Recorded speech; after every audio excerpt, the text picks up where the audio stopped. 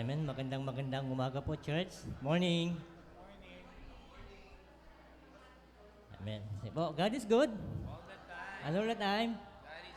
Amen. Alam mo ko po, tayo po ay nandito sa umagang ito na wala pong ibang layunin o motibasyon sa ating puso, kundi ang ibigay ang pinaka-the best na papuri, pasalamat, pagdakila sa ating buhay, makapangyarihang Diyos. Sige po, palakpakan po natin ang ating pangyarihang Diyos.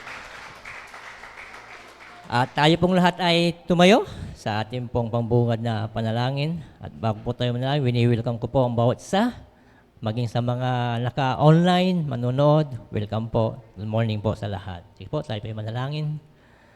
Hallelujah. Heavenly Father, we just want to praise you and thank you, for you are a magnificent God. You are an able God. In you, Lord, there is nothing, no impossible. In you, Lord, there is peace and joy, and there is always victory. Father, you are worthy to be praised, for you are the Almighty God, omnipotent Father, everlasting God. Lord, sa umagang ito, kami po ay nagpupuri at nagpapasalamat sa lahat ng mga biyaya, pagpapala na amin pong natanggap. Lalong higit, O Lord, sa biyaya ng buhay, sa amin pong mga pangailangan na kayo po ang nag-provide, sa lahat ng amin pong mga kalakasan, kagalingan ng lahat ng amin pong karamdaman. Lord, kayo po ang pinanggalingan ng lahat ng ito. Kaya karapat-dapat po kayong sambahin, purihin, dakilain, luwalhatiin, Father God. At sa amin pong paglapit at sa amin pong pag-inig at pagsamba sa inyo, ano man pong mga karumihan, kasalanan na nakatago sa aming mga puso sa oras na ito, kami po ay nagpapasaliksik. Lord, patawarin niyo po kami sa lahat ng mga kayabangan ng aming mga puso, pagmalaki, mga worries, anxieties, Lord, spiritual idolatry, envy and greed, hate, Panginoon, unforgiveness, nakatago nito. Patawarin niyo po kami. Maraming salamat, Panginoong Hesus, sapagkat kayo po ang nagbayad, kayo po ang tumubos sa amin sa lahat ng aming mga pagkakasala sa pamamagitan ng iyong dugo na siyang nabukos sa krus. At sa umagang ito, amin pong pinakakatiwala sa inyo ang buong programa magmula sa simula hanggang sa tapos na ang banal na Espiritu ang siyang kumilos sa aming pong kalagitnaan.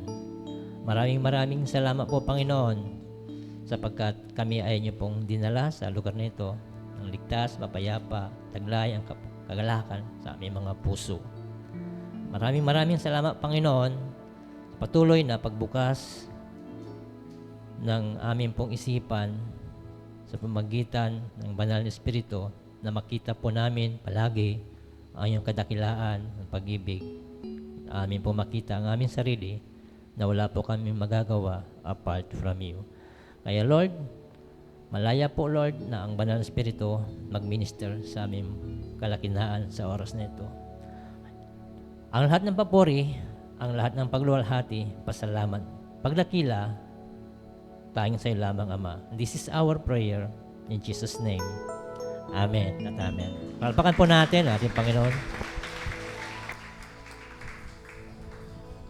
Sa pong magandang umaga sa bawat isa, tayo po ay magbibigay ng papuri at pagsamba sa ating Diyos. Amen?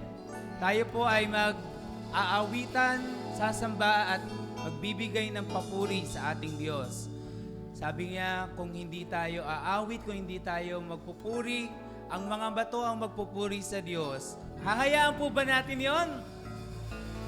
Hindi po natin hahayaan yon dahil tayo po ay nilikha upang magbigay ng kapurihan sa ating Diyos na buhay. Amen. Kaya sa oras na ito, magbigay po tayo ng papuri at pagsamba sa ating Diyos sa pamamagitan po ng ating mga awitin. Amen po ba? Sige po, palakpakan po natin ang ating Diyos. Sa pag-awit natin, umikot po tayo at batiin natin ang bawat isa ng isa pong maganda at mapagpalang umaga. Sing out, the Lord is near. build him a temple here, a palace of praise, a throne of thanksgiving, made for the King of Kings. Sing out a joyful song, and his love goes on and on. When praises abound, his glory surrounds us, filling this temple here. Sing out, the Lord is near. Tayo pong lahat ay umawit at magpuri sa ating Diyos. Sing out, the Lord is near. Build him a temple here, a palace of praise, a throne of thanksgiving, made for the King of Kings. Sing out a joyful song, and his love goes on and on. When praises abound, his glory surrounds us, filling his temple here. Sing out, the Lord is near. The Lord inhabits the song of His saints. The Lord inhabits the song of his saints and lives in their praises. The Lord inhabits the song of his saints and lives in their praises. Sing out, the Lord is near. Build Him a temple here, a palace of praise, A throne of thanksgiving, made for the King of Kings. Sing out a joyful song, his love goes on and on. when praises abound, His glory surround us. Feeling his temple here. Sing out, the Lord is near. And we come to worship as one, with music and singing.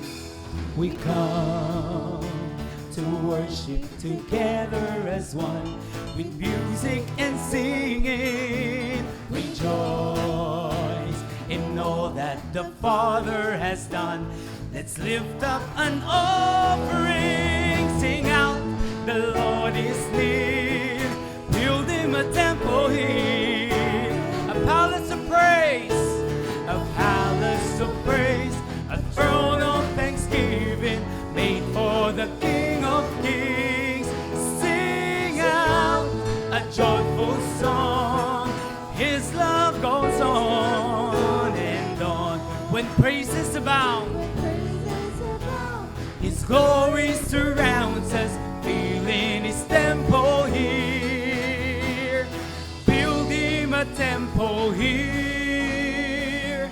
Sing out, the Lord is near. Sing out, the Lord is near.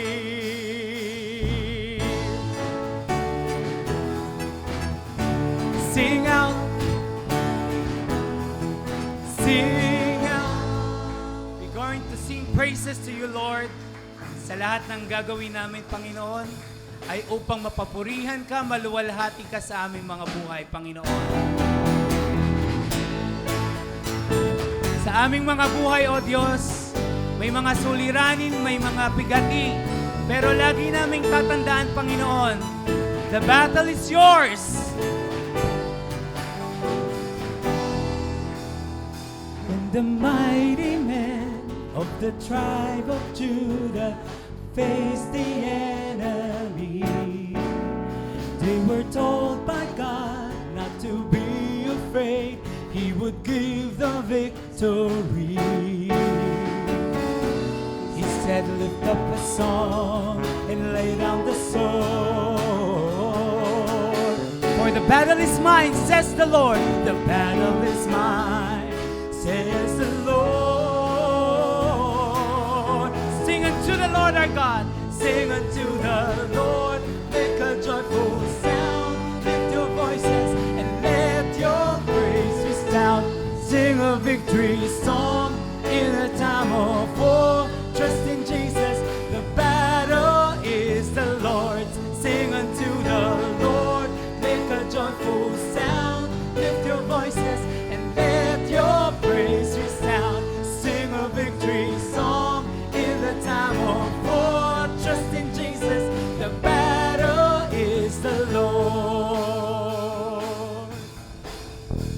the evil one comes against you and fill your heart with fear, you can trust in God.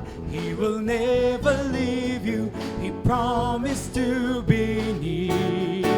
You can lift up a song. You can lift up a song in the midst of a war. For the battle is mine, says the Lord. The battle is mine, says the Lord. Oh, sing unto the Lord. Sing unto the Lord. Make a joyful sound. Lift your voices. Let your praise resound. Sing a victory song in the time of war. Trust in Jesus. The battle is the Lord. Sing unto the Lord. Make a joyful sound. Lift your voices. Let your praise resound. Sing a victory song in the time of war. Trust in Jesus. The battle is the Lord. For the Lord is good, and His mercy endureth forever. The Lord our God is good. He is good, and His mercy endureth forever, forever and ever. Oh, sing unto the Lord. Make a joyful sound. Lift your voices. Let your praise resound. Sing a victory song in the time of war. Trust in Jesus. The battle is the Lord. Sing unto the Lord. Make a joyful sound. Lift your voices. Let your praise resound. Sing a victory song in the time of war. Trust in Jesus. The battle is the Lord's. Oh, the battle is the Lord's. Sabihin po nating lahat. The battle is the Lord.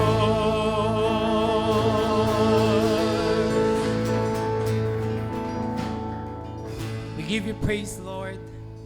We lift your name on high and we glorify your holy name. Sa aming mga buhay, sa lahat ng aming mga pinagdaraanan, Panginoon. Maraming salamat dahil ikaw ang lumalaban para sa amin. You never leave us nor forsake us. You are always there. Palagi kang naririyan para sa amin, Panginoon.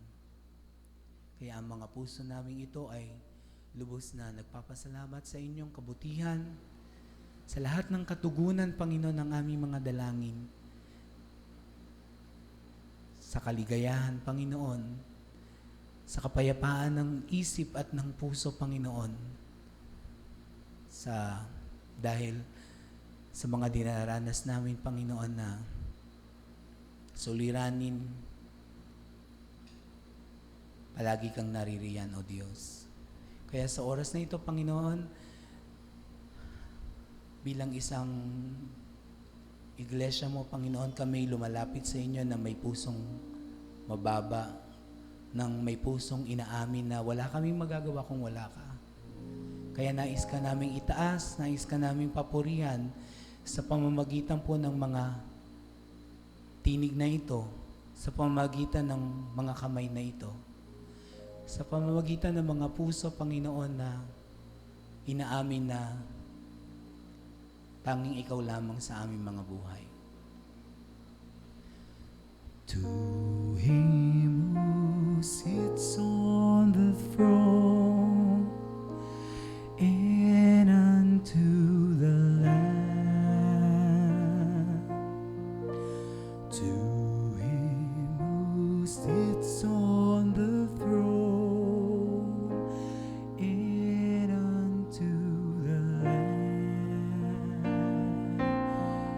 We bless the Lord our God. Be blessing and glory and honor and power forever. As we lift our voices to the Lord, be blessing and glory and honor and power forever.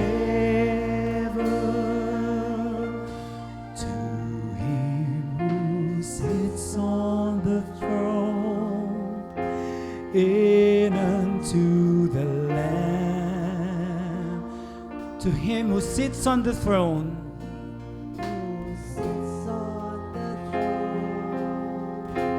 and unto the Lamb be blessing and glory and honor and power forever. Be blessing, honor, glory, and power. Be blessing and glory and honor and power forever. Be blessing and glory and honor and power forever. As you lift our voices to the Lord, be blessing and glory and honor and power forever. Be blessing and glory and honor and power forever. To him who sits on the throne and unto the Lamb. To him who sits on the throne and unto the Lamb be blessing and glory and honor and power forever. Be blessing, oh God, and glory and honor and power forever. Be blessing and glory and honor and power forever.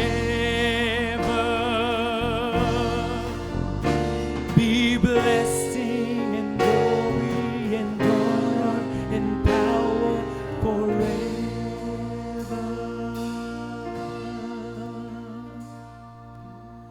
Tanging sa iyo lamang, Panginoon, ang papuri at pagsamba. We bless you. We honor you. We glorify your holy name, O God.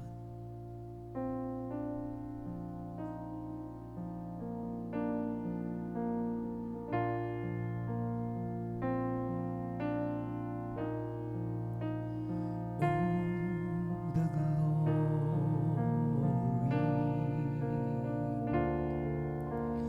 glory of your presence, we your temple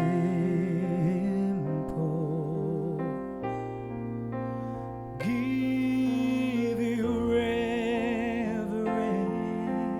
reverence. Come and rise from your rest and be blessed by your praise as we glory in your embrace. As your presence now fills this place. oh, the glory of your presence, Oh, the glory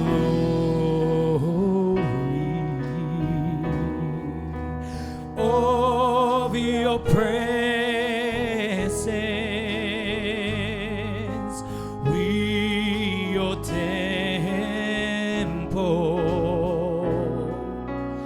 give you reverence. Come and rise from your rest and be blessed by our praise as we glory in your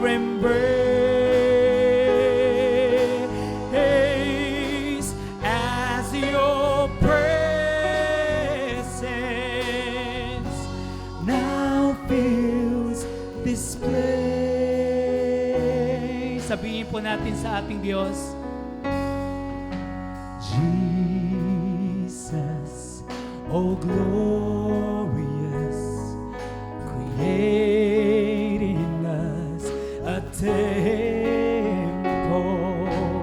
gold as living stones, where you're enthroned.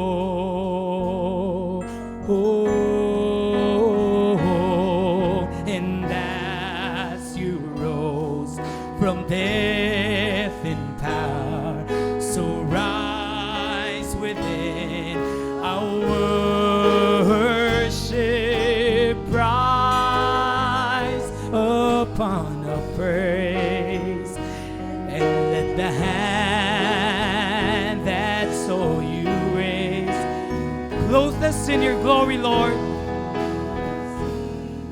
Your glory, and draw us by your grace. Oh, the glory of your presence. We attempt. We give you reverence, O Lord. Give you reverence. Come and rise from your rest and be blessed by the praises of your people, O Lord, as we glory in your embrace, as your presence now fills this place. Come and rise from your rest and be blessed, O Lord, by our praise, and as we glory in your embrace, as your presence now fills this place.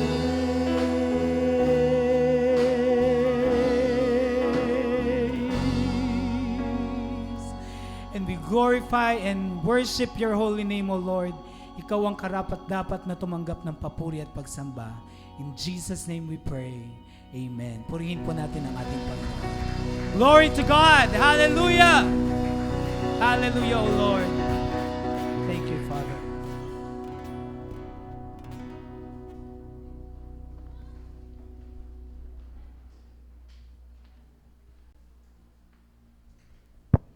Amen. Purihin po ang Panginoon sa kanyang banal na presensya. Alam ko po na nadama natin ang kanya pong presensya sa ating pong pag-aawitan. Ngayon po, tayo po ay dadako sa ating pong napakahalagang gawain, ang mensahe ng Panginoon. At bago tayo tumuko po doon, yung mga bata, children, kayo po ay tinatawagan na po sa conference room para po sa inyong Sunday School. Amen. Ako po naniniwala sa umagang ito na muli tayo po ay mapagpapala ng mensahe ng ating Panginoon Diyos na dadalhin ng ating mong pastor. Kaya handa na ho ba kayo? Handa na ba ang iyong puso na mataniman ng salita ng Diyos? Amen. Sige po. Akin na pong tinatawagan ang ating pastor at ipanalangin po natin siya. Ilihans po natin ang ating kamay sa ating pong pastor. O makapangyarihang Diyos na siyang lumikha ng langit at ng lupa, na siyang pinagmumulan ng ibayong karunungan at katalinuhan, sa oras na ito, sa iyo, presensya, Ama, na kayo po, Lord, ang magkaloob ng karunungan, katalinuhan upang ang iyong salita ay mahayag ng aming pastor. Puspusin niyo po siya ng iyong pong makapangyarihang banal na Espiritu. Kami po ay naniniwala, Panginoon, sa iyong mga salita na hindi ito babalik na walang kabuluhan. At ito, Lord, ay magaganap, ma-accomplish ang iyong dakilang layunin sa bawat puso na makakapakinig sa oras na ito, maging sa online, Panginoon. Kaya Lord, ang lahat po ng glory, honor, power belongs to you alone. This is our prayer in Jesus' name. Amen at amen. Sige po, palapakan po natin ang Panginoon.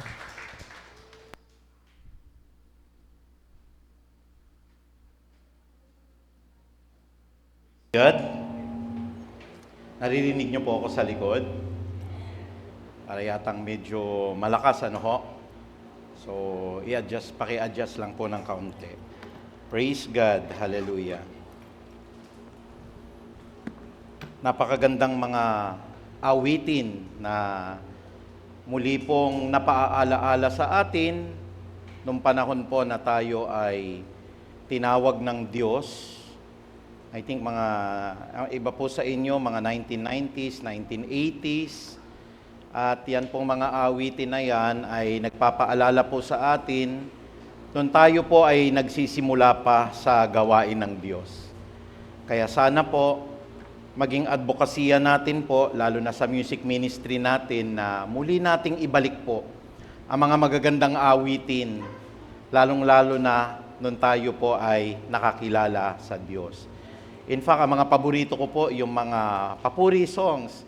Siguro ho, napapansin niyo po pagka po nag-o-opening tayo ng mga prayer meeting, ng mga Bible studies po natin.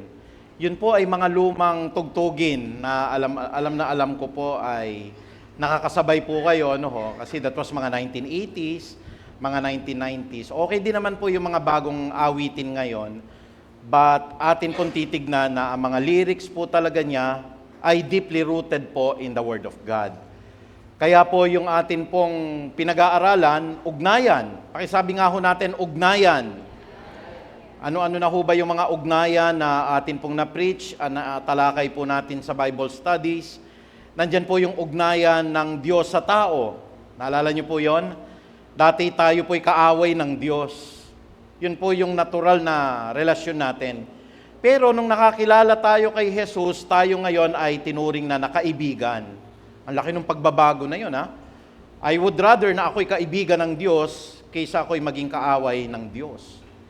Tinuruan tayo sa pamilya. Ano ba ang maging relasyon ng isang tatay sa kanyang asawa, yun pong nanay sa kanya pong asawang lalaki, at ang mga magulang, paano sila nakikitungo sa kanilang mga anak. At gayon din naman yung mga anak, paano tayo magbibigay ng mataas na respeto, pagsunod at paggalang sa ating mga magulang.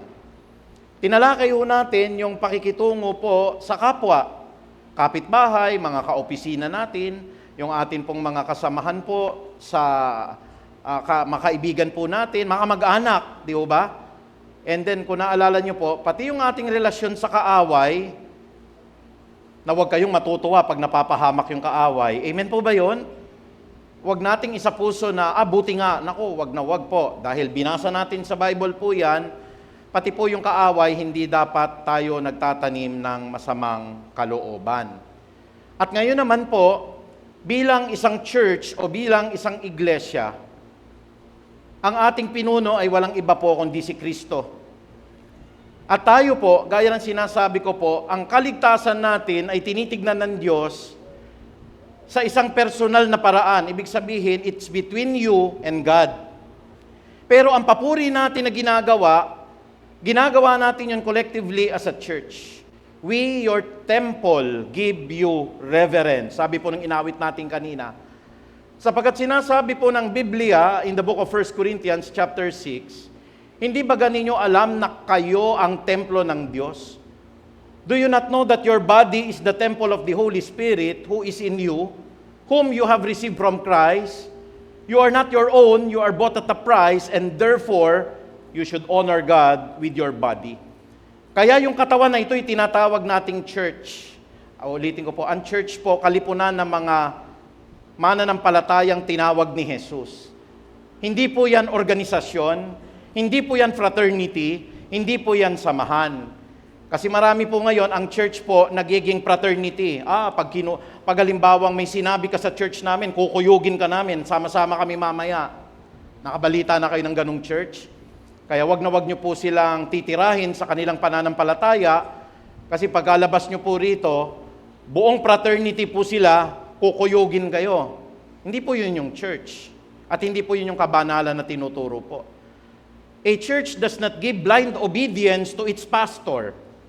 Ang church po, malaya yan na scrutinize niya. Tama ba yung tinuturo ni pastor? Parang mali yung sinabi kanina.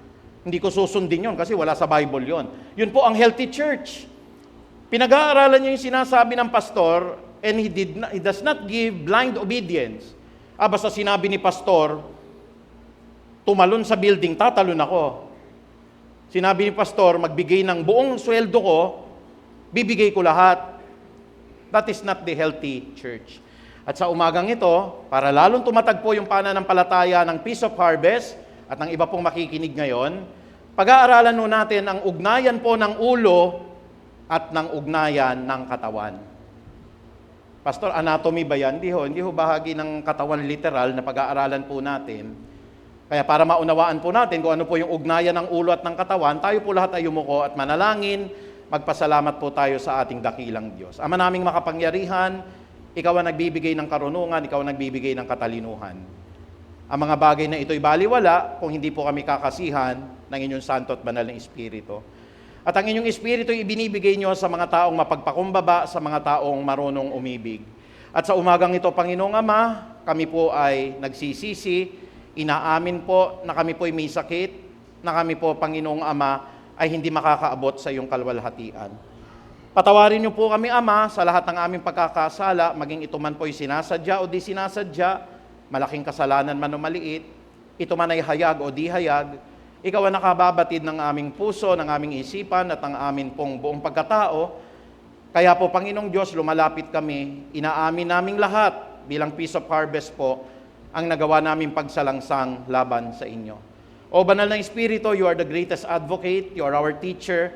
Gabayan niyo po kami sa mga pag-aaralan namin na lalong tumatag ang aming pananampalataya, na lalo pong mamulat ang church na ito sa mga maaaring kamalian na nagagawa niya at sa kabutihan na nilalakaran niya, pagpatuluyan po nawa ng church na ito ang lahat ng mga aral po ninyo. Kaya maraming salamat, Ama. Walang iba pong dapat purihin, dakilain, pasalamatan, sambahin, kung hindi ikaw lamang, Ama naming nasa langit, at ito ay aming isinasagawa sa banal na pangalan ni Jesus, ang lahat po ay magsabi ng Amen. Palakpakan po natin ang Ama. Purihin po ang Diyos. Hallelujah. Alam niyo po, tayo as a church, hindi tayo naniniwala na tayo lang ho ang maliligtas. Ang ibig po ng sabihin ng church, kalipunan po ng lahat ng mananampalataya. Kaya kung ikaw man ay nasa Amerika, kung ikaw man ay nasa Australia, o kaya ikaw po ay nasa China, at pareho tayo ng pinananampalatayana na si Kristo'y namatay sa krus ng Kalbaryo at siya po ang tumubos sa ating kasalanan at ating tinanggap siya bilang Panginoon tagapagligtas. Kung yan po ay Chinese Christian Church sa China, o yan po'y nasa Montalban at Puray Christian Church yan, o naririto po yan sa Marikina at Peace of Harvest Christian Ministry yan, kabahagi po yan ng katawan ni Kristo. Can you say amen? Ang problema po, may mga ibang tao na akala nila, yung tinatag ng pinuno nila, yun ho yung katawan lang. Kaya pag nasa labas po kayo, nung tinatag ng tao na yon, kayo po hindi maliligtas. Yun po ang malaking kasinungalingan ng kalaban. At sino po yung tinuturing na ulo rito? Ang ulo rito ay walang iba kundi si Kristo. Paano nagkakaroon ng kaugnayan ng ating ulo dito po sa ating physical na katawan? This is the central command. Naririto po ang ating isip, naririto po ang ating utak, at kung ano pong sinasabi ng ating pag-iisip, siyang ginagawa po ng ating katawan. Pag sinabi po, ito po ay voluntary muscle, pag sinabi pong itaas mo Biblia, kinocommand niya, itataas po yung Biblia ng kanang kamay. Bagaman may mga involuntary muscles, katulad po ng puso, hindi po pwedeng utusan yan, pero meron pong nakatakdang function yung brain dyan na nagko-command. Hindi nga lang ho natin i-command at iniisip, puso, huminto ka ngayon. Hindi nyo po pwedeng i-command ang puso na humintong tumibok. Kasi involuntary muscle yon. Pero may mga voluntary po na pwede ho bang pumikit tayo, pwede ho ba tayo gumising, pwede ho ba tayo itaas natin ang ating mga kamay. Halimbawa, sabihin ng Panginoon, pwede ba sabihin ho natin lahat, Amen? Nauutusan ho natin yung isip natin na i-command ang ating mga labi. Pero kung minsan ho, nagkakaproblema yung katawan. Sino nakakaalam ng sakit na cancer? Mataas po yung kamay po ninyo. Yung sakit po na cancer. Ang mga selula po ng katawan natin, every year po, panibago ho yung katawan natin. Pati yung cells natin ho, nagre-regenerate yan. Pagka ho pala kayo natulog, kaya mahalaga yung natutulog, 8 hours. Kasi pagka natutulog kayo, doon po nakakapagpahinga yung katawan. Doon po nagdi-divide yung cells. Doon po inaalis yung mga lason sa mga utak natin, kaya dapat natutulog tayo ng maayon. Pag hindi ho na-control yung cells natin at nagkaroon ng abnormalities po, at hindi na ho sumunod dun sa inuutos ng pag-iisip po, na mag-divide into 2, into 4, into 6, at ang ginawa ho, it divided into 10, into 20, 30, 40, 50, nagiging tumor. Yun ho yung cancer. Ibig sabihin, ang bilis tumubo. Hindi nyo ba napapansin pag nagpapa-chemotherapy po kayo? Ang una pong pinapatay ng chemotherapy, yung cancer cells, pero nadadama yung ibang bahagi ng katawan na mabilis tumubo. Katulad ng kuko at saka buhok. Kasi mabilis tumubo ho yung cell division ng mga yan yun ang tina-target niya. Minsan, nagkakaroon tayo ng abnormalities. Parang ang church din.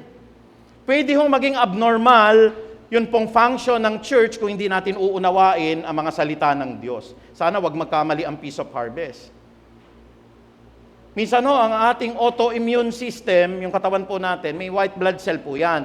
Pag mga pumasok po, yung mga sakit po, halimbawa, may pumasok sa katawan natin na mikrobyo, aatake yung mga natural nating sundalo, white blood cells po yon. Kaya nga ho kayo lalagnatin. Ibig sabihin pag may lagnat sa katawan ninyo, may digmaan sa loob. Kung minsan dumami talaga yung white blood cell inutusan ng katawan mong dumami ng dumami, kahit hindi naman masama o mikrobyo kinakain niya pati yung katawan nyo. Ano yung nagiging sa inyo? Uncontrollable na pagdami ng white blood cell? Anong sakit yon? Nagkaka-leukemia ka. May mga kakilala tayo ng mga bata usually nagiging biktima po. At hindi nagiging maganda yung ugnayan ng katawan kasi may sakit at yung ulo, healthy man siya kasi hindi maayos yung ugnayan ng ulo at ng katawan. At sabi po ng Colosas 1:18, dito po, siya ang ulo, si Kristo the command center. Siya ang ulo ng iglesia na kanyang katawan, tayo yung katawan, the church. Siya ang pasimula, siya ang panganay na binuhay mula sa kamatayan upang siya'y maging pangunahin sa lahat. That's why as head of the church, Jesus Christ is the chief command center of the body. Naintindihan niyo hindi yung pastor. Kaya itong church na ito nagtuturo na hindi ang pastor ang command center, kasi ang sabi siya, can we say amen? Siya ang ulo ng iglesia na kanyang katawan. Pati pastor, part ng katawan yan Katawan ang pastor, hindi po siya ulo. At siya ang pasimula, siya ang panganay na binuhay mula sa kamatayan upang siya'y maging pangunahin sa lahat. Sino po ang pangunahin sa church? Si Jesus. Huwag kayong magagalit. Hindi ko si Manalo, hindi ko si Eli Soriano, hindi ko si Daniel Rason, hindi ko si Kibuloy. Hindi kayo ang pangunahin sa church. Can we say amen? O magalit na kayo magalit. Salita ng Diyos ito Ang pangunahin sa church, si Kristo.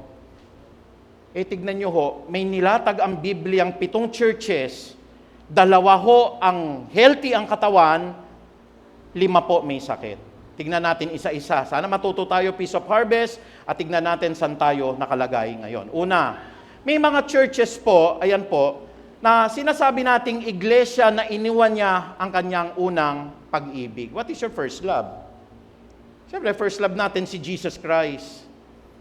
At ito sinabi po ni Juan, it pertains to an old church in the Bible pertaining to the church of the Ephesians.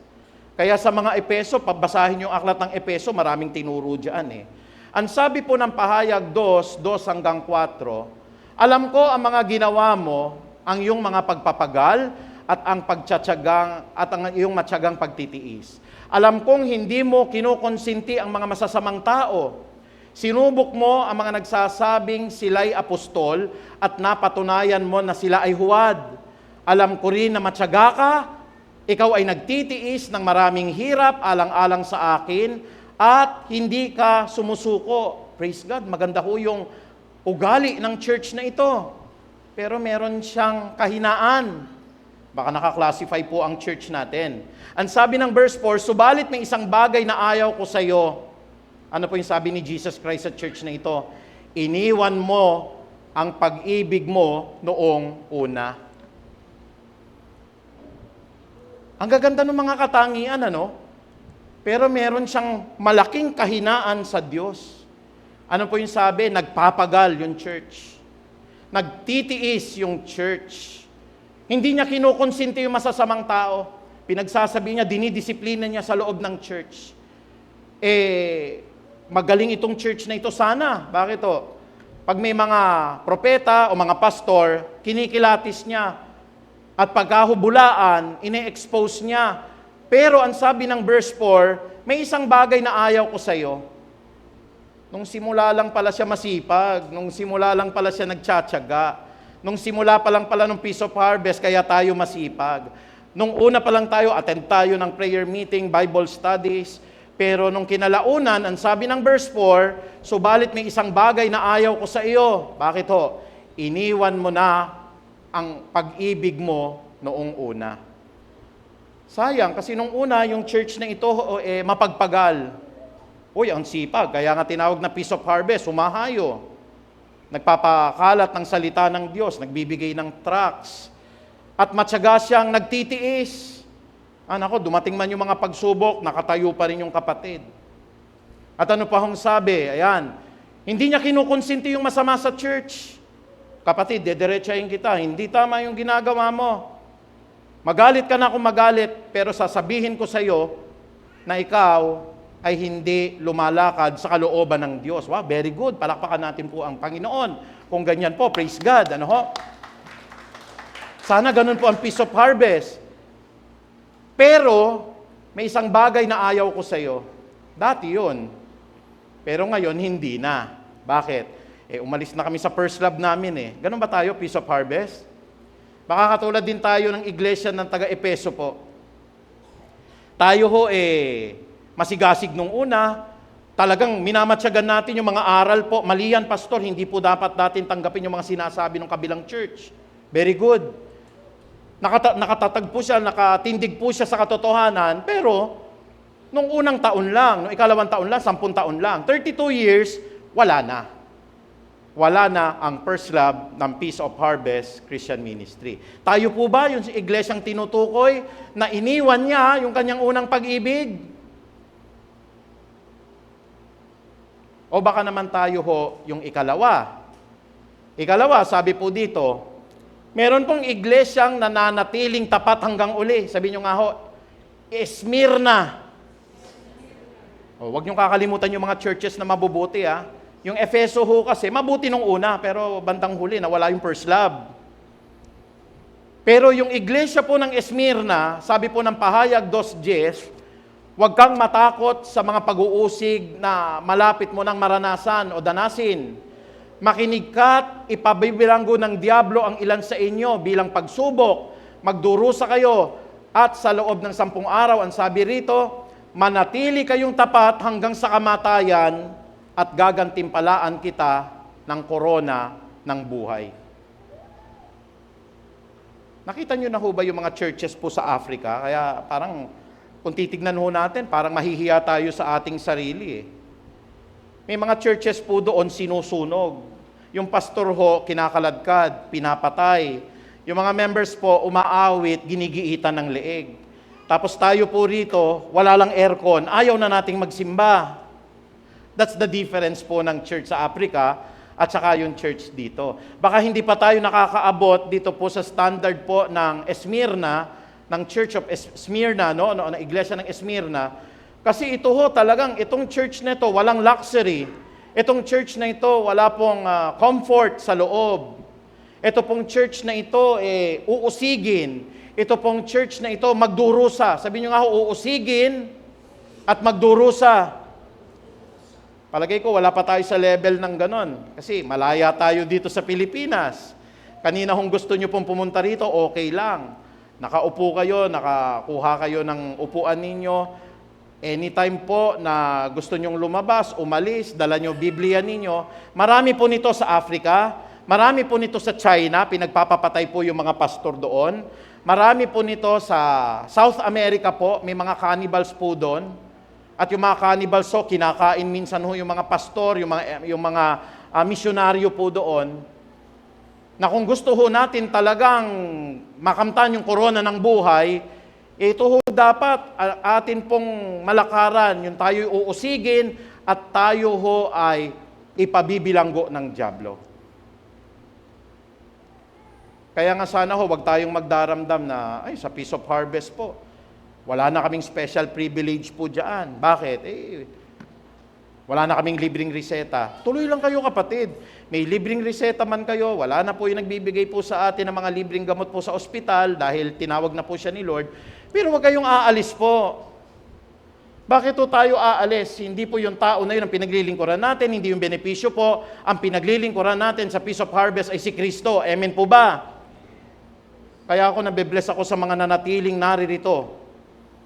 At kung minsan nalulungkot ako dun sa mga umalis kasi nawala na yung kanila pong pribileyo sa church na ito at yung kanila pong mga tinatanggap po na libre. Yun lang po pala yung kanila pong inaasam-asam. Pero kayong nanatili, magiging katulad kayo ng iglesia ng Smyrna. Ano pong sabi ng Diyos? Manatili kang tapat hanggang kamatayan at gagantimpalaan kita ng korona ng buhay. Katulad ba tayo ng iglesia ng Efeso na wala na ho yung ating init, yung sigasig natin, yung first love natin? O katulad tayo ng iglesia ng Smyrna ho na talagang nananatiling matatag sa kabila ho ng mga pagsubok? O tayo po yung ikatlo, ano ho yung ikatlong church? Meron ng iglesia na sumusunod sa mga bulaang propeta. I do not want to name names, pero may mga iglesia po, may pangalan pa ni Kristo. Alam nyo sana, doon pa lamang po sa pasimula nila, sayang Pwedeng naging tama na kasi nandun na nga yung name ni Christ Minsan Church of God. Ang ganda sana, nasa Bible po yun Iglesia ni Kristo, nasa Bible po yung name Pero hindi sila kay Kristo sumunod. Sumunod sila sa mga leader nila, kaya itong church na ito, iglesyang sumusunod sa mga bulaang propeta. Ito ho yung Pergamo. Iglesia ng Pergamo. At ano pong sabi rito? Ang sabi ng pahayag 2:13 hanggang 14, alam ko kung saan ka nakatira, sa kinaroroonan ng trono ni Satanas. Ibig sabihin, masama. Masama yung lugar niya, Gayon may nananatili kang tapat sa akin.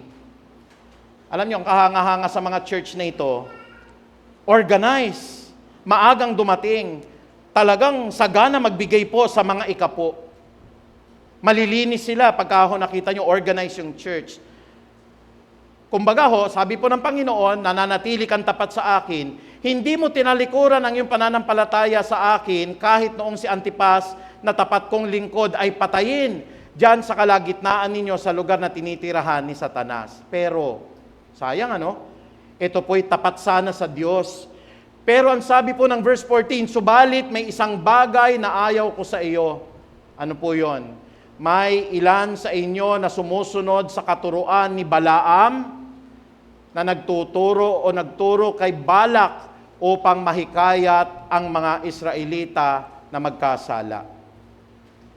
In the book of Numbers, chapter 22, naalala niyo po sa Bible na meron pong donkey na pinagsalita yung Diyos, yung asno, parang maliit na kabayo, pinagsalita ng Diyos. Ito po yung istorya ni Balaam. Pag binasa niyo po yung bilang, doon po sa book of Numbers, chapter 22, si Balaam po, propeta ng Diyos. Pero si Balaam po, nasuhulan nito pong si Haring Balak ng Moabita, no? Moabites. Nasuhulan siya. Kasi ito pong si propeta na ito, si Balaam po, pagka nanumpa siya, tinutupad ng Diyos yung sumpa niya. Kaya ito pong si Haring Balak, binayaran siya, sumpain mo yung Israelita para manalo ang Moabita laban sa kanya. Samantalang ito pong si Balaam na ito, propeta ng Israel, nabayaran. At nung siya po ay papunta na kay Haring Balak, hinaharang ng anghel ho yung kanyang asno. Hinarang nung una, umiyak ho yung kanyang kabayo o yung asno po, donkey, pinagpapapalo.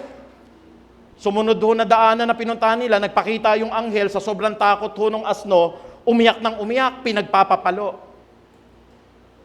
Nung ikatlong beses po, papaluin na niya ulit ho, nagsalita na yung asno. Huwag kayong palo ng palo sa aso ninyo, baka magsalita yung aso ninyo. Sabi po nung asno, matagal na panahon pinaglilingkuran kita, bakit mo ko pinapalo? Sabi mo nung asno. Tignan nyo yung kapangyarihan ng Diyos. Maski po yung kabayo, pwedeng pagsalitain ng Diyos eh. Sabi po kanina nung inaawit, kung hindi po magpupuri ang katawan ng Diyos o ang kanyang iglesia, sinong pagpupurihin? Mga bato. Pwede ho bang mag-praise and worship ang bato? Ayoko hong makasama yung bato sa praise and worship po. Baka madurog tayo mga kapatid, mga bundok ko magkikiskisan para papurihan ng Diyos nating sa langit.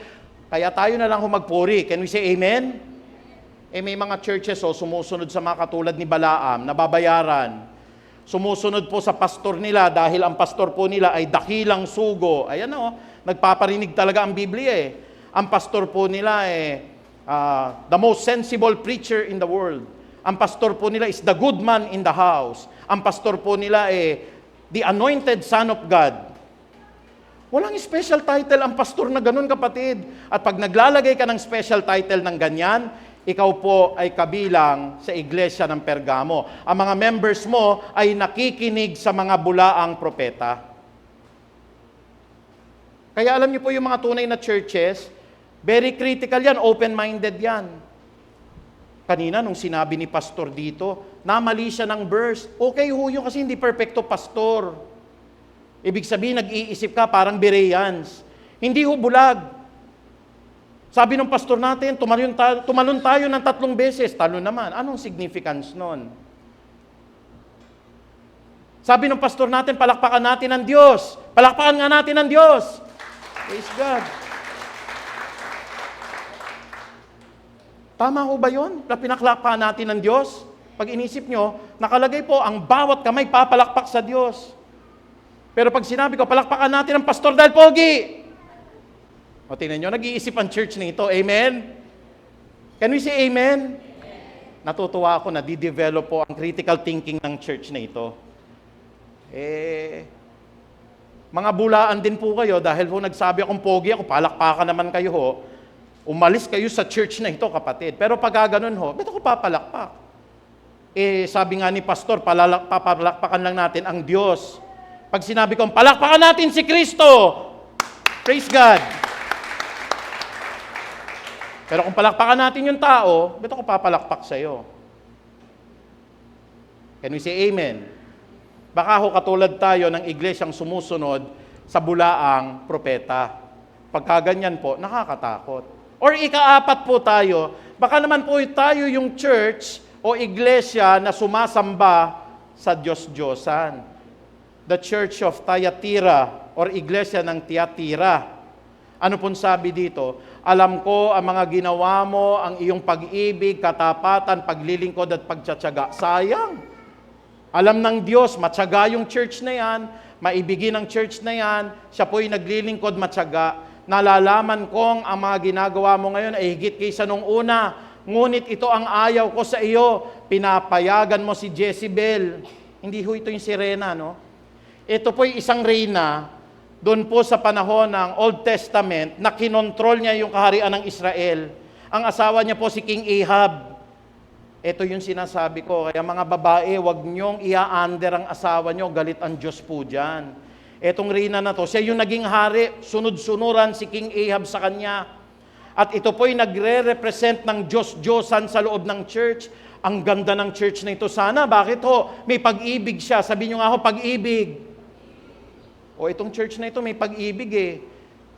Meron siyang katapatan. Sabihin nga ho natin, katapatan. Matapat yung church. Siya'y naglilingkod. Sabi nyo, paglilingkod. At nagtsatsaga ang church na ito. Pero may Diyos-Diyosan. Nako. Karamihan ng mga miyembro po, pasok. Doon po sa Colosas 3, 5 hanggang 6. Ano po yung mga Diyos-Diyosan niya? Put to death whatever belongs to your earthly desire. May mga churches na ganyan ngayon. Sana wag tayong ganyan. A pastor who is sexually immoral. Music ministers who are impure. Sexually immoral, impurity. Members who are very lustful. Nakataas yung kamay pero nakatingin sa miniskirt habang yung babae naman kasi naka-miniskirt din. Sexually immoral, impure, lust, evil desire, and greed, which is a form of idolatry. Puri tayo ng puri. We, your church, give you reverence. Hindi makapagbigay sa mahirap, madamot, ganid, at saka immoral, may kabit. Hallelujah. May Diyos-Diyosan sa kanyang puso.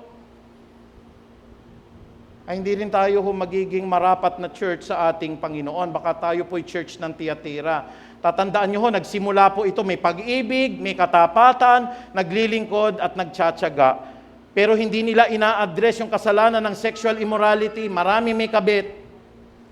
Marami ho sa mga kabataan sa church na ito, lalo na yung Thyatira, hindi ho sa church natin, yung Thyatira ay nagkakaroon ng relasyong hindi maganda. Ibig sabihin, fornication.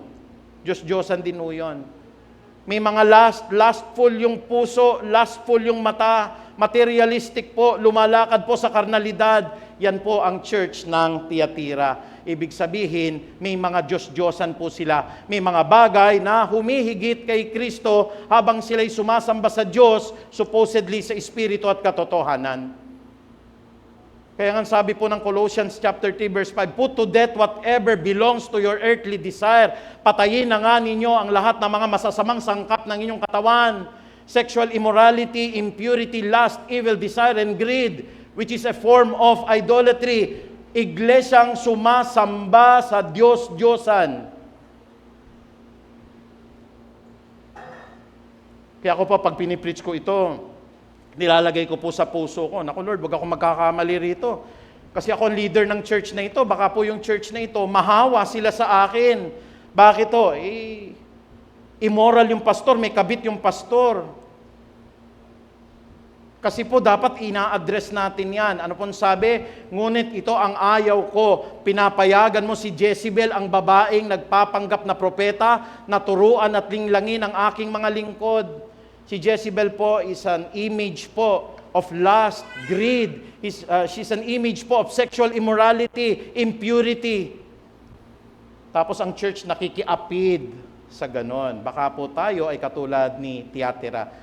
Sumasamba ba tayo sa Diyos-Diyosan? O baka tayo, ito pong ikalima, tignan ho natin. Number 5, iglesia na namumuhay sa pagpapanggap. Hypocritical church. Ito po yung church ng Sardis. Sabi ng pahayag 3, 2 hanggang 4, kaya't gumising ka at palakasin mo ang naglalabi pa sa iyo upang hindi ito tuluyang mamatay. Sapagkat nakita kong hindi ganap sa paningin ng aking Diyos ang mga nagawa mo. Pag sinabi po ng Diyos na hindi ganap, ibig sabihin hindi pumapasa sa kanyang standards. Pagpapaimbabaw yung ginagawa ng church. The real intention of the church is for sanctification. Pagawing banal po ang lahat ng mga mananampalataya. Pero bakit hindi nagiging banal? Nakikinig lang sa loob ng church, pero paglabas po, baliwala ang lahat ng salita ng Diyos sa Kanya. Huwag kayo magagalit, medyo pumapasok tayo sa ganito po, sa iglesia ng Sardis. Bakit ko po nasabi? Alam niyo, palagi po pag naririto ko out of love, sinasabihan ko po ang lahat ng taong naririto po, mga kapatid, let us do away with impurities and lust. Ang lalaki na pumapatol sa kapwa lalaki po, hindi maganda. Although we respect po, no? Lalong-lalo ng mga LGBTQ communities natin. Pero pag lalaki ka versus sa lalaki, and then babae ka at babae rin, at kayo po'y may relasyon at nagkakaroon kayo ng ugnayang sexual, hindi yan ang kalooban ng Diyos sa Biblia. Lalong-lalo na kung mga lalaki po nagdadamit ng damit ng pambabae at ang babae nagdadamit ng damit ng panlalaki, nagiging karumal-dumal po sa Diyos. At yung sinasabi ko, magalit kayo. Pero kung minsan pagtingin ko po sa Facebook, huwag kayong magagalit. Mahal ko po kayo, kaya ako sinasabi yan, patuloy pa rin nagdadamit ang isang lalaki ng damit ng pambabae. At ang puro jokes na nilalagay niya ay mga jokes po na mahahalay. O magalit ka na sa akin kasi mahal kita eh. Minsan nakikita pa kita dito sa loob ng church pero walang pagbabago. Pero hanggat hindi ka namamatay, kapatid, hindi ako magsasawa na sabihan ka kung anong totoo hanggang dumating ka sa hukuman ni Kristo. Can we say amen? Hindi po ako pastor dito na sasabihan ko kayo, wag ka na mag-church. Halika nga rito, kwekweluhan pa kita. Hindi ako ganon. Out of love, pag nakikita ko, nandito pa rin siya, talaga hong walang sawa kung sasabihin ng Word of God. Aakapin pa kita, kakamayan pa kita. Pero pag walang pagbabago, Diyos na po bahala roon, hindi po kasi ako nagbabago ng puso. Pero pag dumating na po yung araw ng paghuhukom, at medyo ako po yung susunod sa iyo, nauna ka, at nakita nyo po, narinig nyo yung Word of God, kapatid, pasensya na lang po talaga. Ang sabi ng Diyos, ang nais ko'y lahat na maligtas po, because we live in a life of hypocrisy. Alam niyo kapatid, hindi ako nagagalit po pagka nakikita ko po yung mga ganong klaseng posting po sa internet eh. Nahahabag ako kapatid kasi mapapahamak ka talaga. And every time po na nakikita kong nagkakaganon, my heart is actually bleeding. Ako po ay nagdaramdam at ipinananalangin ko sa Diyos, magkaroon sana ng pagbabago kasi hindi biro ang impyerno kapatid. Pero ang maganda naman sa nilalagay ng Lord, habang may buhay, may pag-asa. Kaya pati yung pasensya ng pastor, napakahaba. Malay ko, dumating ang huling hininga mo at sabihin mo sa Panginoon, nagsisisi ako Panginoon sa lahat ng ginawa kong pagkakasala laban sa iyo. Can we say amen? Hindi ko po palalayasin sa church natin po yun kasi baka magbago po eh.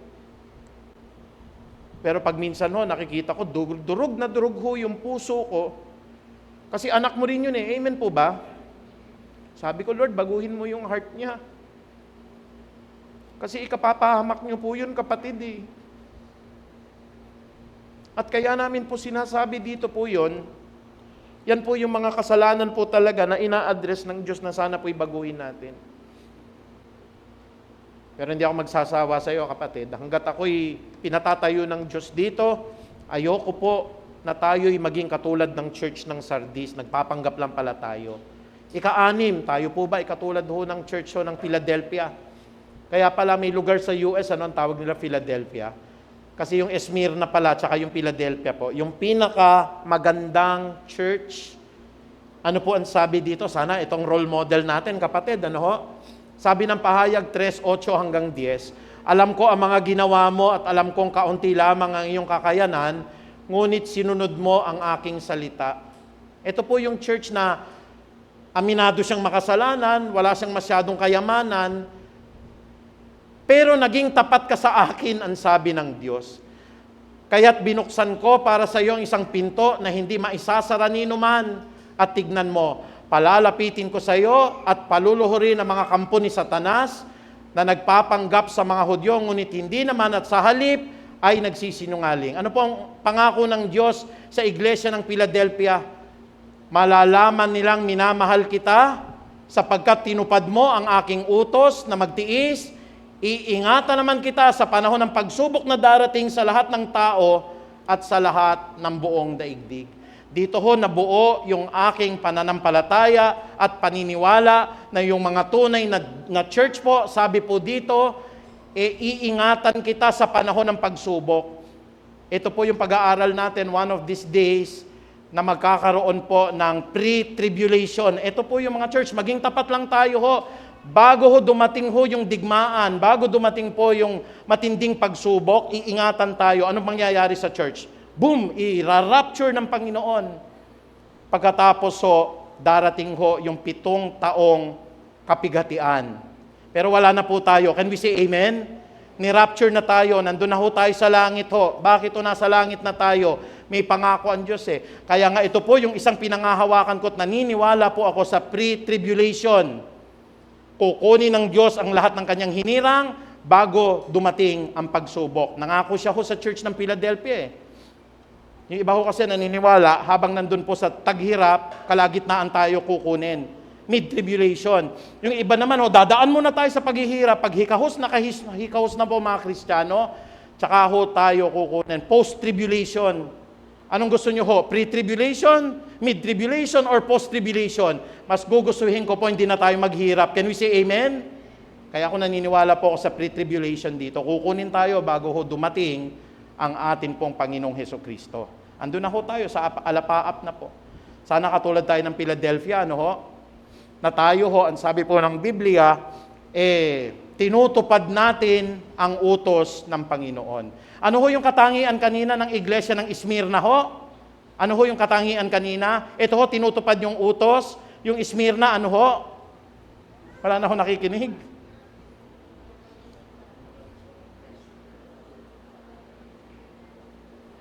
Kaya dapat ho, tinatandaan natin in our heart, 7 churches ho yan. Yun, praise God. Sabihin nga ho natin, manatiling tapat at tumutupad sa kanyang utos. Sana role model ho ng Peace of Harvest, ang Church of Smyrna, at saka po ang Church ng Philadelphia. Tandaan nyo po yun, Smyrna at Philadelphia. Para meron ho tayong sinusunod. Kung tayo ho, tapat, at tayo po'y tumutupad, 2 letter T lang naman yan, tapat at tumutupad. Ayan ho, irarapture tayo ng Panginoong Diyos. O baka katulad tayo ng ika-7. Ano po yung ika-7? Huli na ho ito sa lahat. Yung iglesia hong walang paninindigan. Ano ho yan? Laodicea. Iglesia ho ng Laodicea. Ang sabi po ng pahayag 3:15 hanggang 17, alam ko ang mga ginagawa mo at alam kong hindi ka malamig ni mainit. Alam niyo po, mas gugustuhin ng Diyos po, kung kayo po ay malamig, magpakita na kayo ng malamig. Ibig sabihin, atheist ako, hindi ako naniniwala sa Diyos. Baka mapatawad ka pa ng Diyos. Pagka ho naman kayo mainit, tumuloy na kayo sa pagiging mainit. Bakit may pupuntahan pa po ba tayong iba? Bakit kada linggo lang tayo mainit? Pagdating ng Lunes hanggang Sabado po, malamig tayo. Ano pong sabi ng Panginoon?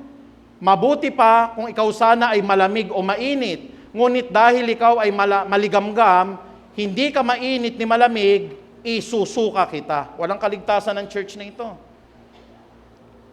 Ano po yung church na ito? Ito po yung pag naririto sa loob po every Sunday, ayan, kumakanta po. For our reverence, we give you our temple. Diba? Sabi po ng Biblia, nagpapasalamat ka sa Diyos. Pero paglabas po, ano pong ginagawa sa labas? Yan, nagda-drugs, nagsasyabu, umiinom ng alak, nanonood ng bold.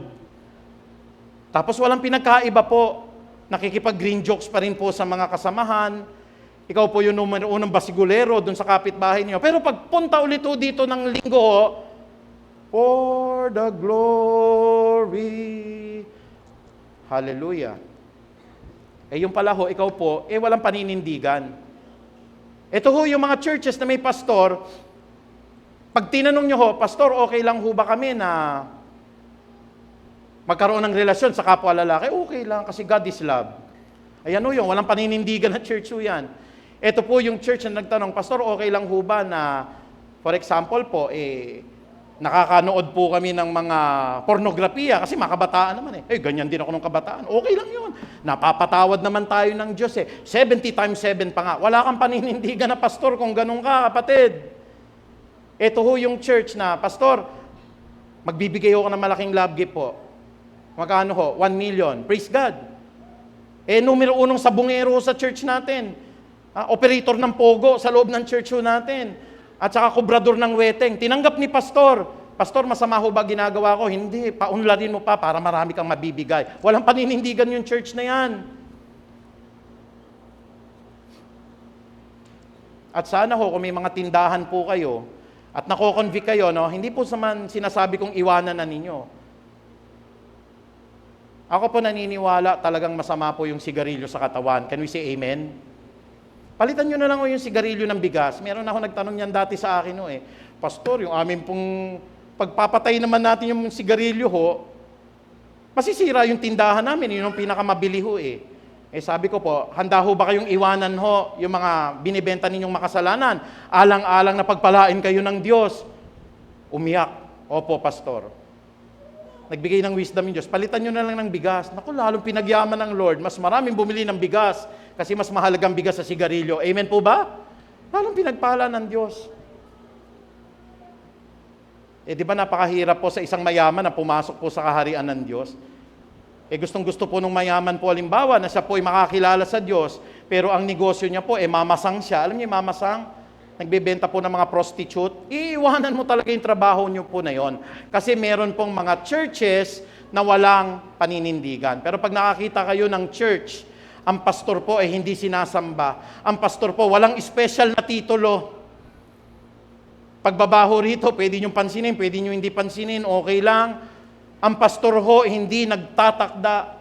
Pastor, gusto na po namin mag-asawa. May payo ko sa inyo, sana may hanap buhay. Hindi ho, pastor, kahit wala kaming hanap buhay, gusto pa rin namin. O sasabihin ng pastor ho, baka maghirap kayo at mapahamak.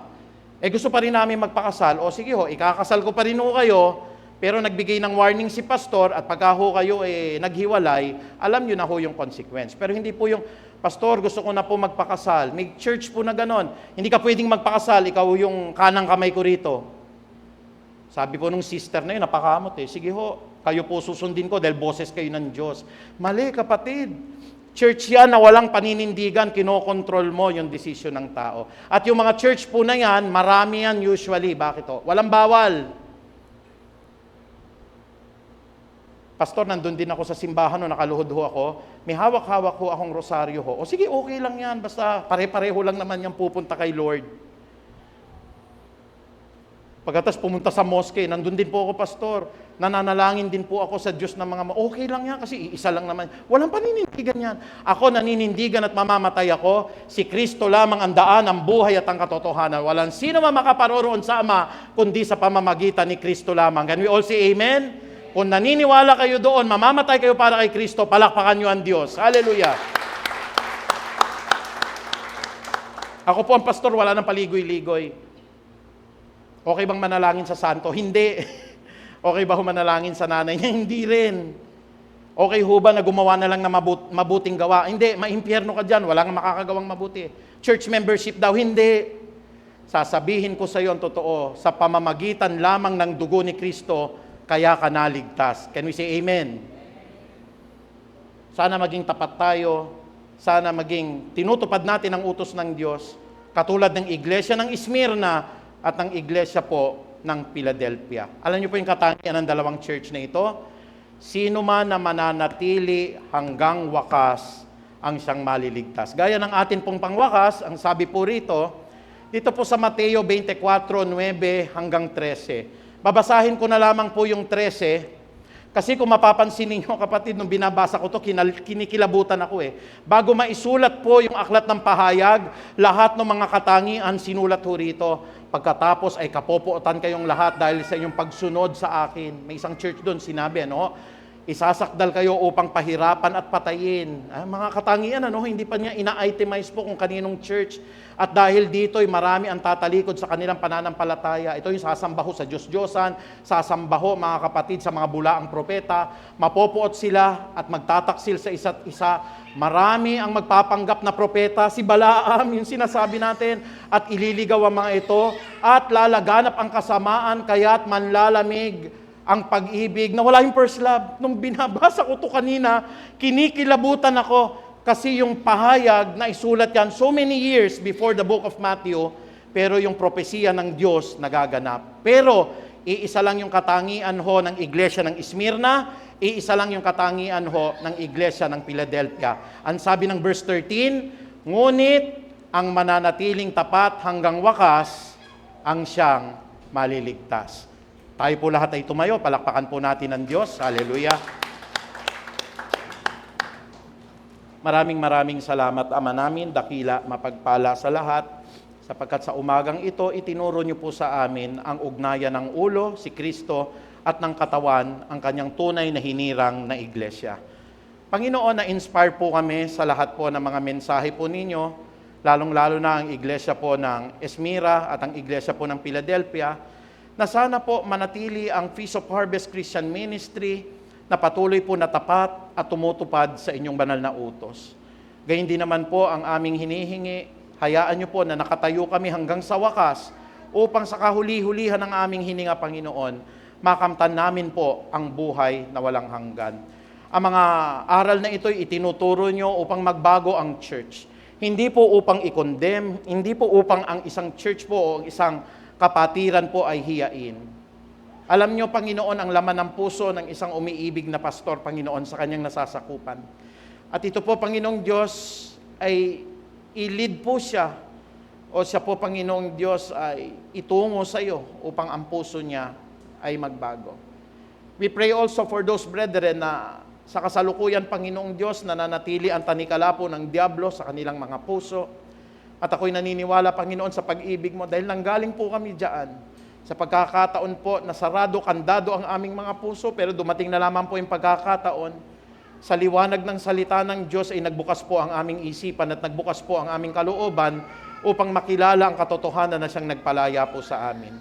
Hindi nawawala, Panginoong Diyos, ang aming pag-asa. At ang aming pag-ibig po ay lalong lumalalim sa lahat ng mga kapatid po na dumaranas po ng mga kasalanan na ito na ikamamatay nila. Sapagkat habang may buhay ang tao, hindi kami dapat mawala ng pag-asa. Ilagay mo po at ikintal po sa puso ng bawat isa ang puso ng Diyos na nahahabag at hanggang ngayon, Panginoong Ama, ay nag-aabang ng alibughang anak upang magbalik loob sa iyo, Panginoong Diyos. Sapagkat hindi po biro ang kaparusahan sa apoy ng impyerno at minsan lamang kami mabubuhay pagkatapos nito, Panginoong Ama, haharap kami sa banal mong hukuman. Pinananalangin ko po, Ama, na ang lahat po ng puso nasa tanikala po ng sexual immorality, ng impurity, ng lust, ng evil desire, mga pusong sumasamba pa rin po sa mga bulaang propeta, sa lahat po ng nawala ang kanilang first love at nag-backslide, Panginoong Ama. Sa lahat po, Panginoong Diyos, ng nanlamig at patuloy na nawala ng tiwala po sa inyong mga banal na salita, nagpatuloy po, Panginoong Diyos, sa paglakad po sa kabulaanan, na wala po yung paninindigan at lalo tigit po, Panginoong Diyos, lumalakad sa pagpapanggap. Kagaya po ng Smyrna at ng Philadelphia, ang mga iglesyang hinirang mo, gawin niyo po ang puso naming tapat, gawin niyo po ang puso naming tumutupad upang sa mga huling araw, Panginoong Diyos, mapili po ang Feast of Harvest, mapili po ang church na ito bilang isa po sa mga hinirang, bilang isa po sa banal, kalugod-lugod na iglesyang pinili mo. Ama namin, maraming salamat po. Ang pinakamataas na papuri at pagdakila ay tanging sa iyo lamang po, sa banal po na pangalan ni Jesus, lahat po ay magsabi ng amen. Palakpakan po natin ang Diyos.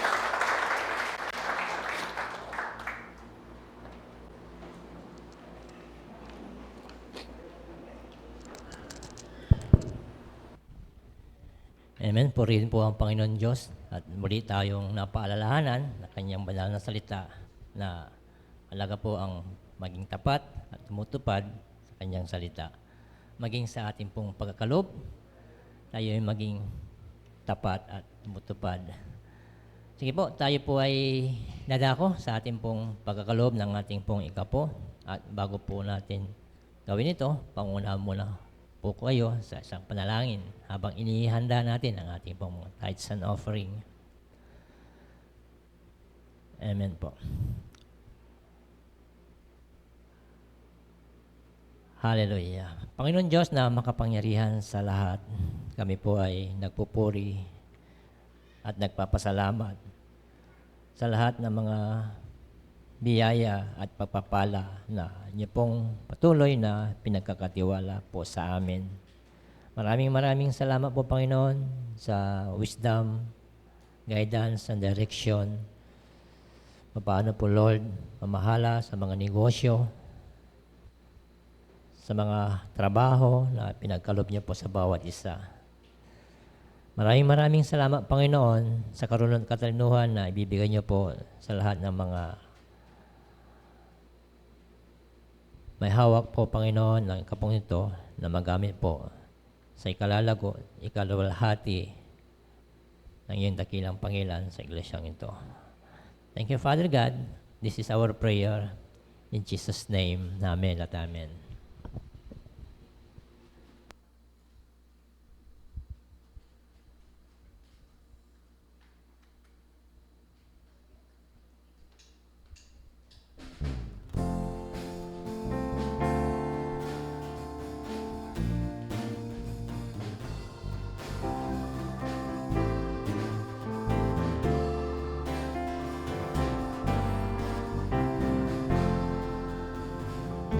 Give, and it will come back to you.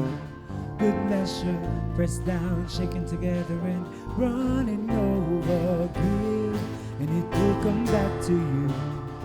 When you give to the Lord. Give, and it will come back to you. Good measure, pressed down, shaken together, and running over. Give, and it will come back to you. When you give to the Lord. Give in love, give in faith, give with joy and the smile on your face. Give as the Lord has given to you. How you give is a reflection of your gratitude. So give, it will come back to you. Good measure, pressed down, shaken together, and running over. Give, it will come back to you. When you give to the Lord. Give your love, give your best, give unto God, and you will be blessed. Don't be stingy, don't be tight. Learn from the widow in the Bible who gave her last time. So give, it will come back to you. Good measure, pressed down, shaken together, and running over. Give, it will come back to you. When you give to the Lord. Give, it will come back to you. Good measure, pressed down, shaken together, and running over. Give, it will come back to you. When you give to the Lord. When you give to the Lord. When you give to the Lord.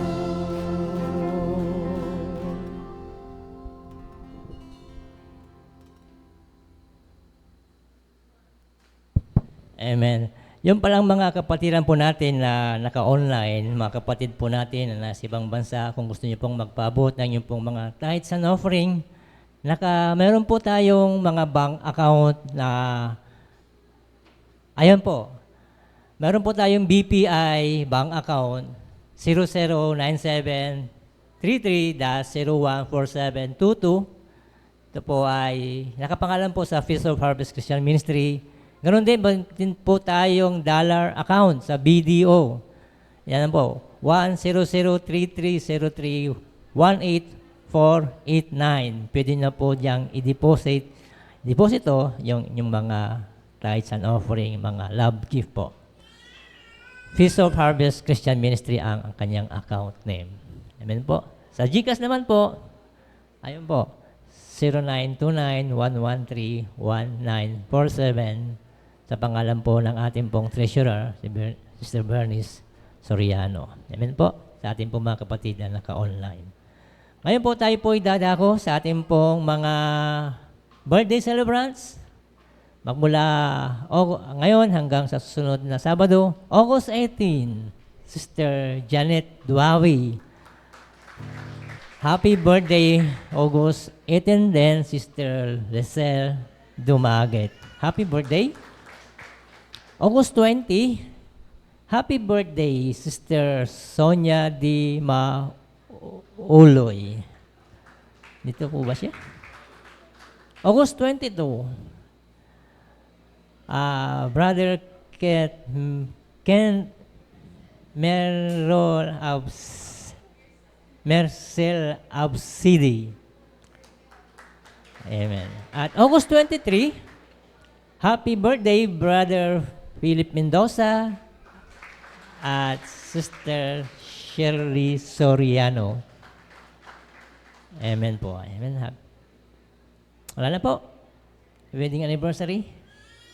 Meron ho ba tayong kapatid na nag-birthday na hindi po nakasulat doon, kanyang pangalan? Meron ho ba tayong mga bisita din na ngayon lang po nakadalo? Wala po? Sige po, yung mga kapatid po natin na nandito na magdiriwang po ng karawan, kayo po ay inaanyahan dito po sa harapan para po may panalangin ng congregation. Meron ho ba? Nandito ba siya? Amen. Happy birthday, mga kapatid. Sige po, ilihans po natin ang ating mga kamay sa ating mga kapatid na magdiriwang ng wedding, alang kanilang mga birthdays. Panginoon Diyos na makapangyarihan sa lahat, kami po ay nagpupuri at nagagalak na ang aming mga kapatid na nandito sa harapan na magdiriwang ng kanilang mga birthdays ay tunay na ang biyaya at papapala ng durungawan ng langit ay patuloy na bubuhos sa kanilang mga buhay, lalo na higit sa kanilang pong mga sambahayan. Kayo po, Ama, nakakapatid, nakakaalam at nakakabatid ng kanilang pong mga desires, ng kanilang mga puso. We just pray, Father God, na i-grant niyo po, Panginoon.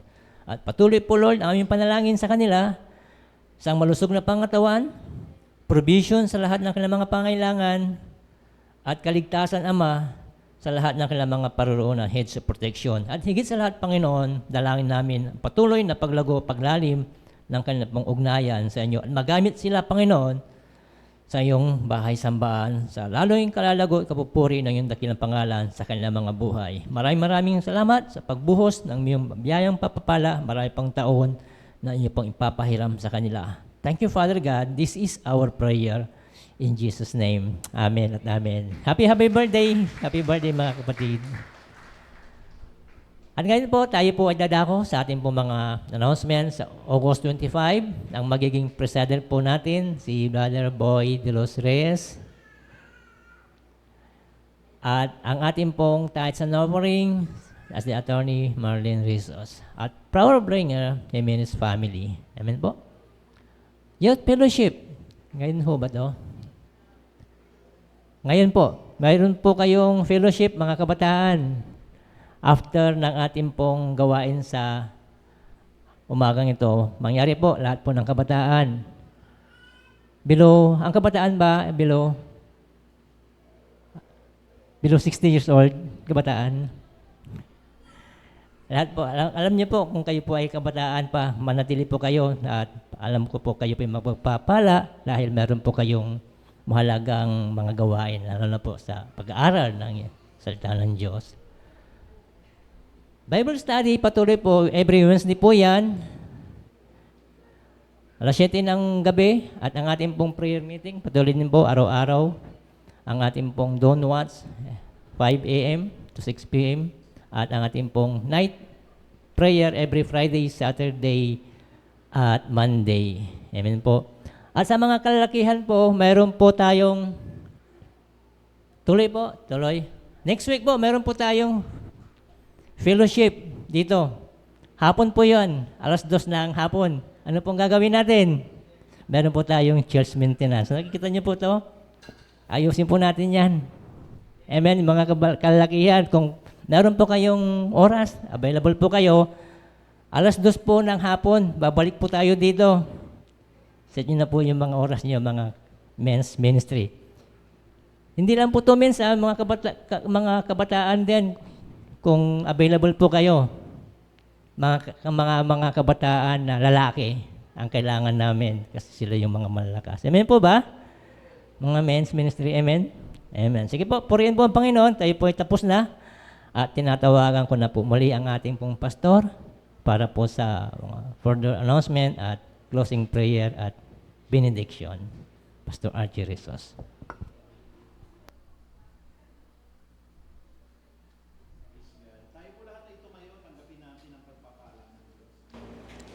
Hallelujah. Thank you, Lord Jesus. Thank you, Lord. Hallelujah.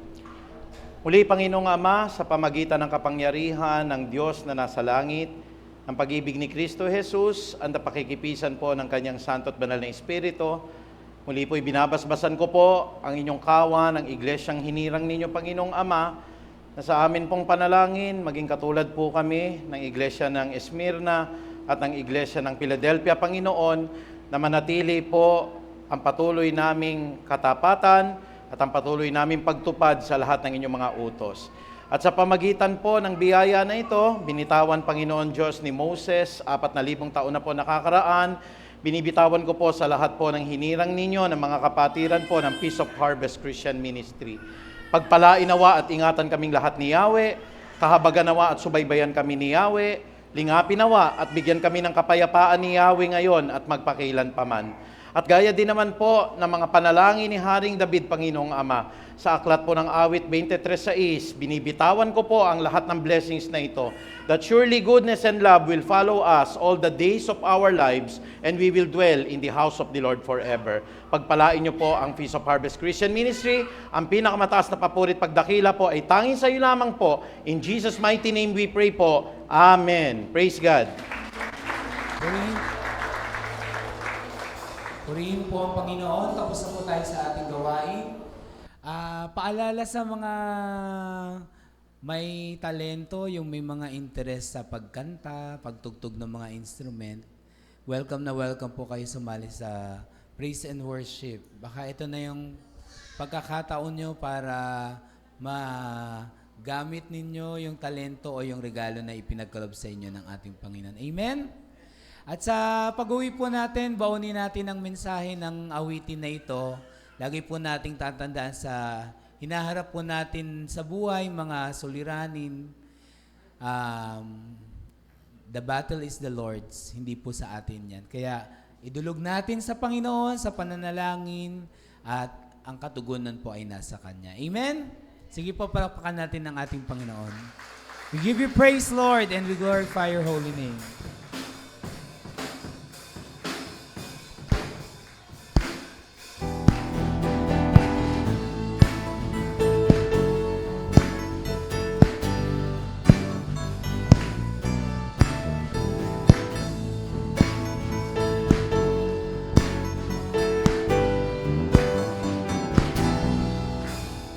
When the mighty men from the tribe of Judah faced the enemy, they were told by God not to be afraid, He would give the victory. He said, lift up a song and lay down the sword, for the battle is mine, says the Lord.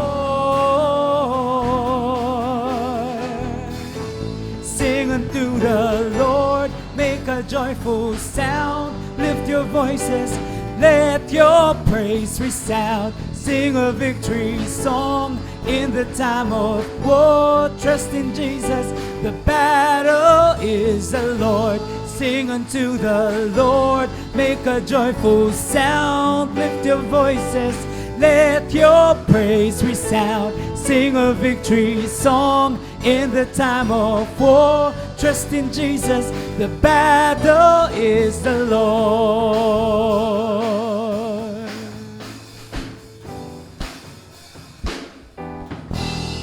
When the evil one comes against you and fill your heart with fear, you can trust in God, He will never leave you, He promised to be near.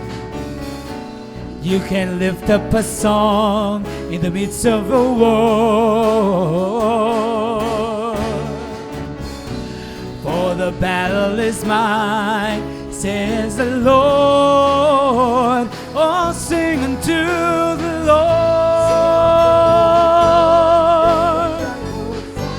Lift your voices, let your praise resound. Sing a victory song in the time of war. Trust in Jesus, the battle is the Lord. Sing unto the Lord, make a joyful sound. Lift your voices, let your praise resound. Sing a victory song in the time of war. Trust in Jesus, the battle is the Lord. Isa pong magandang umaga sa inyong lahat. Magkamayan po tayo as we go. See you next Sunday, church. And His mercy endureth forever, for the Lord is good. And His mercy endureth forever, forever and ever. Sing unto the Lord, make a joyful sound. Lift your voices, let your praise resound. Sing a victory song in the time of war. Trust in Jesus, the battle is the Lord. Oh, the battle